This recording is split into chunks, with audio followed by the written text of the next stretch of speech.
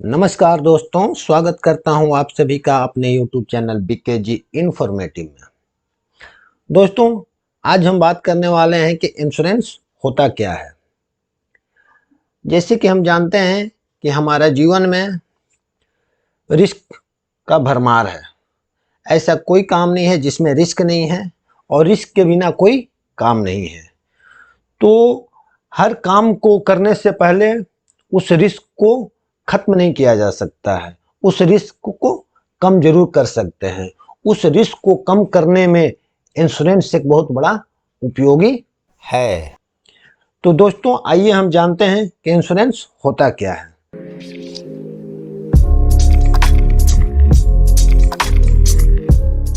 तो जैसा कि मोटा मोटी हम लोग जानते हैं कि इंश्योरेंस का मीनिंग होता है कि आपके किसी भी तरह का हुए फाइनेंशियल नुकसान की भरपाई करना ही इंश्योरेंस कहलाता है। एग्जाम्पल के तौर पे गाड़ी का नुकसान हुआ तो इंश्योरेंस कंपनी उसका भुगतान कर देती है। घर का नुकसान हुआ तो इंश्योरेंस कंपनी उस घर का नुकसान पूरा करती है। बहुत तरह का एग्जाम्पल हो सकता है, यहाँ तक कि आपके लाइफ में का भी नुकसान होने पर उसमें इंश्योरेंस कंपनी फाइनेंशियल रूप से उसे सपोर्ट करती है। तो दोस्तों, ये तो समझे कि ये बीमा होता क्या है, यानी इंश्योरेंस होता क्या है। दोस्तों, अब बारी आती है कि इंश्योरेंस वर्क कैसे करता है। दोस्तों, इंश्योरेंस दो पार्टीज के बीच एक एग्रीमेंट होता है। फर्स्ट, इंश्योरेंस लेने वाला व्यक्ति, दूसरा इंश्योरेंस देने वाली कंपनी। अब दोस्तों, बात आती है कि इंश्योरेंस कंपनी के द्वारा इंश्योरेंस लेने वाले व्यक्ति से कुछ पैसे प्रीमियम के तौर पे एक निश्चित अवधि के लिए ली जाती है, जो कि एक निर्धारित अवधि के लिए होती है, और उस अवधि के अंतर्गत किसी भी तरह का फाइनेंशियल नुकसान होने पर इंश्योरेंस कंपनी उस नुकसान की भरपाई कर देती है। दोस्तों, इंश्योरेंस कितने प्रकार के होते हैं। दोस्तों, इंश्योरेंस वैसे तो देखा जाए कि मुख्यतः दो प्रकार के होते हैं। First, life insurance, second, general insurance. लेकिन दोस्तों, पिछले कुछ सालों में इंश्योरेंस बहुत टाइप के आ गए हैं, जैसे life insurance, health insurance, auto insurance, home insurance, travel insurance, crop insurance. तो दोस्तों, अब एक एक करके इन सभी के बारे में जानते हैं। फर्स्ट जानते हैं लाइफ इंश्योरेंस। जैसा कि इसके नाम में ही छुपा हुआ है लाइफ, तो ये लाइफ से संबंधित, हमारे जीवन से संबंधित किसी भी प्रकार की हरासमेंट होने पर, चाहे दुर्घटना हो या अकस्मात मृत्यु होने पर, हमारे नॉमिनी को उस पॉलिसी के नियम के तहत भुगतान किया जाता है। दूसरा, हेल्थ इंश्योरेंस। दोस्तों, आजकल के इन्वायरमेंट में, आजकल का रहन सहन, आजकल के खान पान को देखते हुए हेल्थ इंश्योरेंस भी लेना अति ही आवश्यक हो गया है। हम नहीं जानते हम कब बीमार पड़ेंगे, किस समय मेडिकल का खर्च कितना आएगा, हॉस्पिटल में अचानक कितना खर्च आ जाएगा, तो उसके लिए बेनिफिट होता है हेल्थ इंश्योरेंस। हेल्थ इंश्योरेंस में आपको मेडिकल का सारा खर्चा इंश्योरेंस कंपनी उठाती है। आपको कोई बड़ा से बड़ा सर्जरी कराना पड़े या बड़े से बड़े हॉस्पिटल में आपका बिल हो, तो उस बिल का सारा भुगतान इंश्योरेंस कंपनी कर देती है।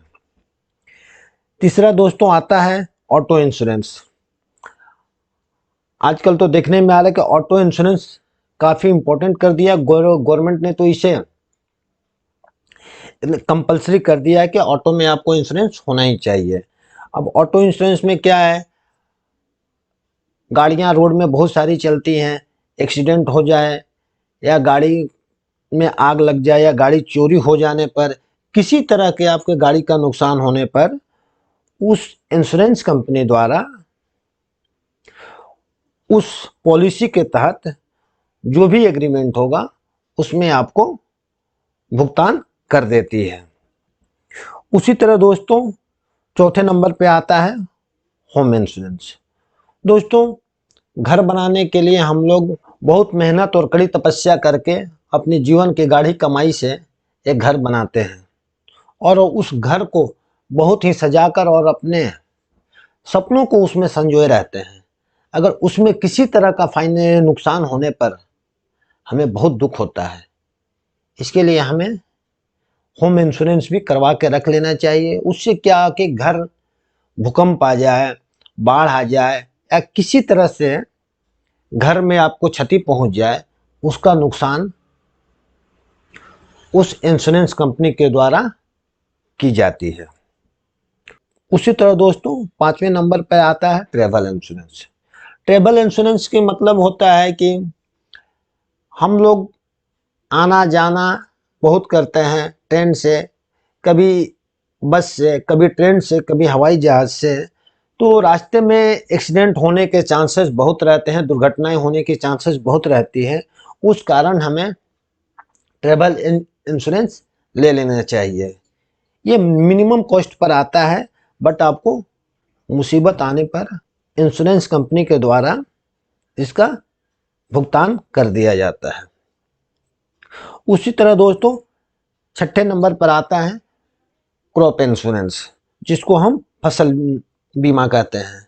दोस्तों, ये मूल रूप से किसानों के लिए होती है कि किसानों को आए दिन देखने में आता है कि किसान आत्महत्या कर रहे हैं, किसान ऋण नहीं चुका पा रहे हैं।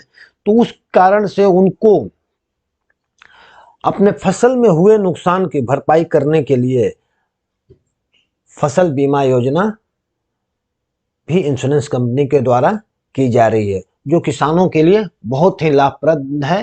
किसानों की किसी तरह खेत सूखा पड़ जाना, बारिश ना होना, आग लग जाना, इत्यादि बहुत सारे प्राकृतिक आपदाएं के चलते भी उनको इस नुकसान से बचने के लिए इंश्योरेंस कंपनी उनको एक निर्धारित मुआवजा देती है। तो दोस्तों, ये तो समझ लिए हम लोग इंश्योरेंस कितने तरह के होते हैं, कितने प्रकार के होते हैं। दोस्तों, अब हम लोग समझते हैं कि इंश्योरेंस के बेनिफिट क्या हैं और इसके नुकसान क्या हैं। अभी तक तो हम लोग जितना भी समझे वो सब इसके बेनिफिट हैं, बट वीडियो को ज़्यादा डिटेल में न जाते हुए मैं इसके सिर्फ नुकसान के बारे में बता देना चाहता हूँ, जो कि इसका बहुत ही मेन नुकसान वही एक ही है। तो पहले जानते हैं, इंश्योरेंस का मेजर ड्रॉबैक यही है कि इसमें आप जब तक प्रीमियम देते जाएंगे तब तक आपका इंश्योरेंस वैलिड रहेगा, लेकिन आप जैसे ही अपना प्रीमियम बंद कर देते हैं आपका रिस्क कवर खत्म कर देती है, क्योंकि पॉलिसी में वैसा एग्रीमेंट होता है। और दोस्तों, अगर आप 2 साल या 3 साल अपने पॉलिसी को चलाते हैं, उसके बाद अगर आपका मन बदल जाता है और आप अपने पैसे वापस लेना चाहते हैं, तो इस इंश्योरेंस कंपनी के द्वारा नहीं दी जाती है, जो इसका मेजर ड्रॉबैक है। दोस्तों, वीडियो अच्छी लगी तो लाइक और शेयर ज़रूर कीजिए और नई वीडियो की अपडेट के लिए बेल आइकन को जरूर हिट कीजिए। Thank you very much.